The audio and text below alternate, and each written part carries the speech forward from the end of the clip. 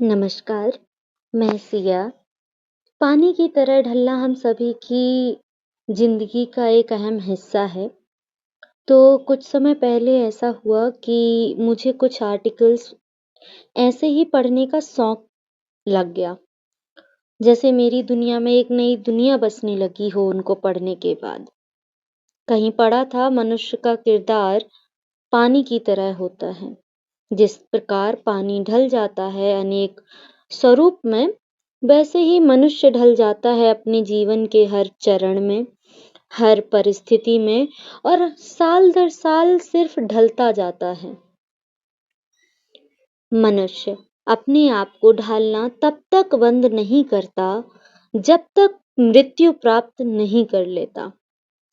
उसके लिए आसान नहीं होता, फिर भी ये प्रकृति को स्वीकार कर लेना और आगे बढ़ना और अपने हालातों से उसे एक इंसान से, इंसानियत से खुद को वाकिफ कराना और समाज को समझना। जब एक लड़की ब्याह करने के बाद ससुराल को अपनाती है, लोग कहते हैं मुश्किल है दूसरे परिवार को अपनाना, उसके रंग में ढलना। तब वो लड़की अपना पूरा जीवन लगा देती है उस परिवार में ढलने के लिए। बहुत मुश्किल है एक विधवा औरत का समाज में रहकर इन्हीं लोगों के साथ दो तरीके के एहसासों को झेलना। पहला कि बुरा हुआ बेचारी के साथ, और दूसरा यही लोग अब उसका जीवन मुश्किल बना देंगे और उसको उसके इस नए रंग में ढलने से रोक देंगे।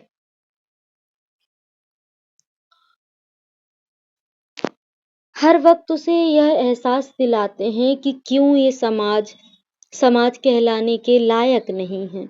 घूरती हुई नजरें, मौका तलाशते हाथ, इधर उधर घूमते लोग, लोगों के सवालात, हर वक्त गुजरती है मुश्किल से, फिर भी संभालती है वो औरत खुद को और आगे बढ़ती रहती है।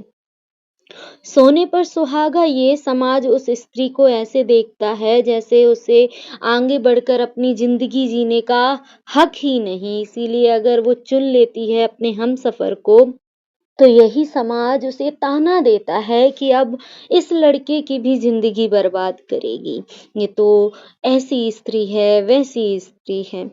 फिर भी वो औरत हिम्मत नहीं हारती, जो लड़ती है, ढालती है अपने जीवन को एक अच्छे जीवन बनाने की राह में।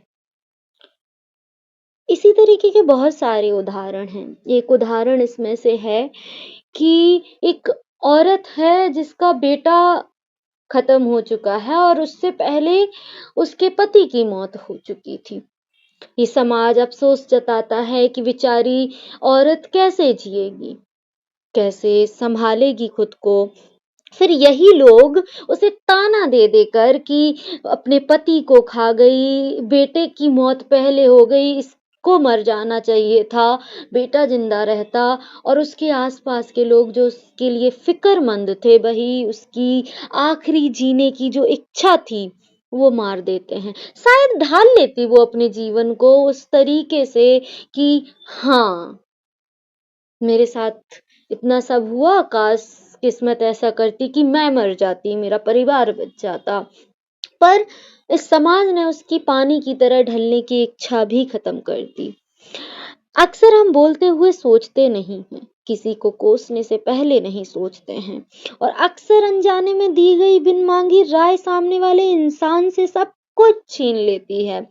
इसीलिए कहा गया है कि सोच समझ कर बोलना चाहिए, क्योंकि शायद ये आपकी बिन मांगी राय, सुझाव उसकी पानी की तरह ढल जाने की कोशिश और इच्छा दोनों ही छीन लेती है। पानी की तरह ढल जाने की इच्छा जब छिन जाती है तो इंसान जीने की इच्छा छोड़ देता है और उसकी उसी वक्त मौत हो जाती है। धन्यवाद। Please do subscribe and share so that I can also share so many stories with you guys. Thank you.